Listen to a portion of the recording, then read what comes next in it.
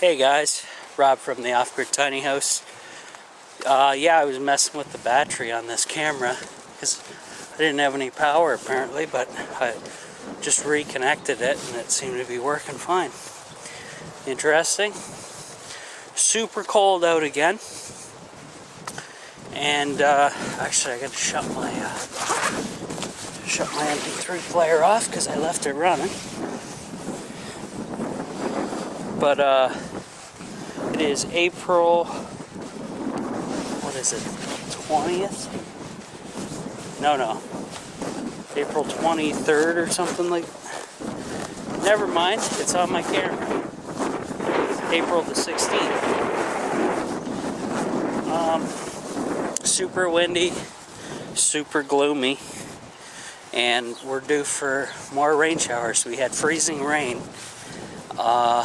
and the roads were a mess. They closed down Toronto, which is kind of Canada's big city, big New York style city. They said nobody go on the roads, it's a nightmare, blah blah blah. So we're getting a huge nasty winter storm deep inside of spring apparently. So maybe we need to fire up some more coal plants to get us back to some global warming temperatures, but who knows. The weather's pretty screwed up. Anyway, I'll continue this once I cross this road here, so we'll see you guys in a bit. Hey guys, Rob from the Off-Grid Tiny House, back again. So, yeah, we got some more flooding because of the rain, the amount of rain and the freezing rain we had. Because I'm pretty sure the ground isn't completely thawed out yet. We only had the one good day of warm temperatures, and it was barely breaking 70 degrees Fahrenheit, which isn't much. And for one day, it's not going to thaw everything out. So we do have some flooding. I'll show you that when we get up closer to the riverbank here. But everything's totally damp, cold, and it looks like we're not going to see the sun at all today. So it's going to be nasty, overcast. I'm lucky to be able to get out here for a walk because it's been a couple days, because it was just torrential downpours or freezing rain, like I said. I could go out in my poncho, but I might be a little silly. Police may question that because my poncho is camo, so who knows. Though I don't think there would be a problem. I don't think they'd be out in the rain anyway. Anyways, so my dad's still doing good. He was just calling down to the hospital and stuff to kind of keep them on their toes this time to when they get their PET scan situation figured out. And yeah, I have a feeling this year we're gonna have either a well, maybe we won't even have a summer this year. It is so freaking cold still that I can't believe this, which is not good for me work-wise or for anything. I can't do, I can deal with the cold temperatures as long as it's not raining, and then I can just do what I do at the trailer with what I got at the tiny house. So we'll see. But I have a suspicion things are going to be nasty this year. Maybe a short summer, because normally, like this time last year, guys, I mentioned this in earlier videos, I was in shirts and a t-shirt already, getting stuff done.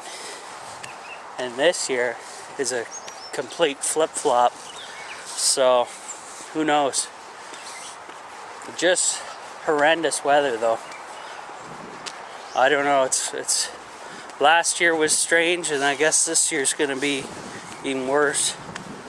we'll see what happens. We're coming up on the riverbank over here, and I'm going to shoot down, show you guys some flooding. It's not major flooding compared to the first major flooding we had a while back in my videos, but I'll show you anyway, because the water is creeping up the bank here, and pretty gnarly.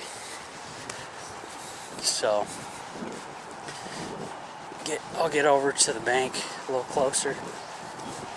Here we go.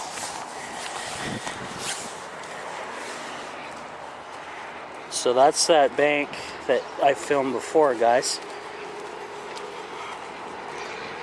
And see how it's crept up here? And this is the you can see where the big flood still happened, because there's the mud line.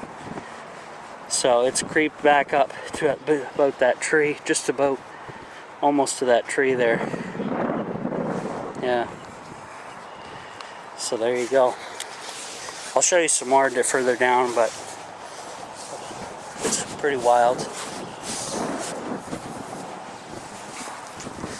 Yeah, so pretty crappy day, guys. I'm going to try to do my 4 laps today before the rain hits.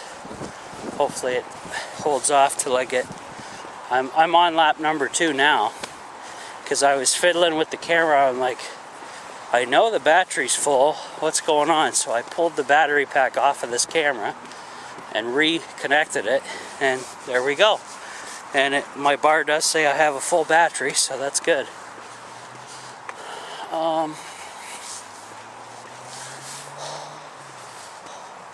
Can't quite see my breath, but it's damn close. I can feel you can kind of feel the cold on your cheeks, and when you feel that, you know it's damn cold. So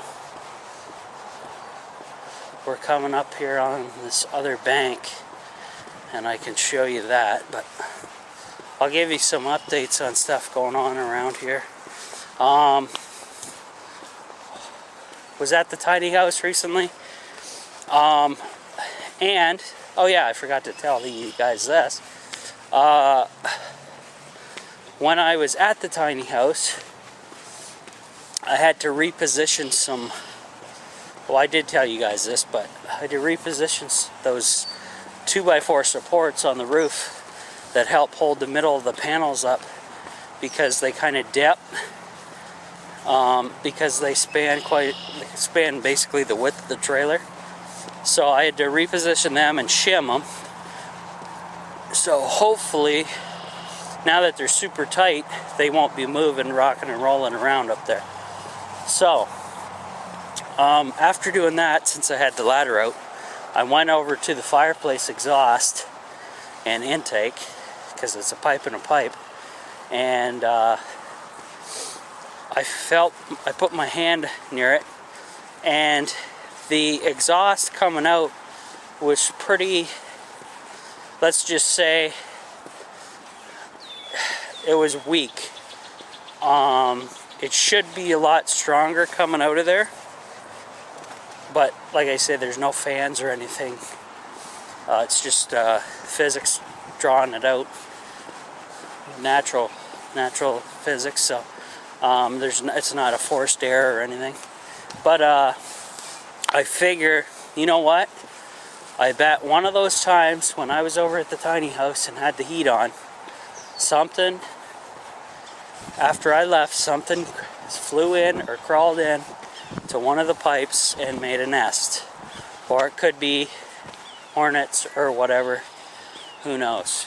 So what I did, guys, I ordered off of Wish a 10-meter long LED scope that hooks up to your tablet or cell phone, and you can use that to see. I'll be able to see inside the chimney, and hopefully, if I see something in there, I can pull it out, and then I'm going to have to do a fine wire mesh around the outside of my chimney at the tiny house, and that should solve finally the sooting going on. at the fireplace. So probably a good thing I went outside while it was on and felt around, because it seemed weak to me. I know they are a lot stronger, so I'm guessing there's some kind of restriction in there, and that would explain the sooting. Because if you're not exhausting properly, guys, well, you're gonna have issues like I do. But then again, it still heats the tiny house quite nicely, even though it must be partially blocked in the fresh air or exhaust, either one. I'm gonna have to scope both out. Damn critters crawling in trying to stay warm for the winter, trying to get into the tiny house. So I'll have to do like some kind of maybe some really fine chicken wire or something around the outside of the chimney, something like that. So I'll talk to you again on lap number 3, and we'll see you guys in a bit.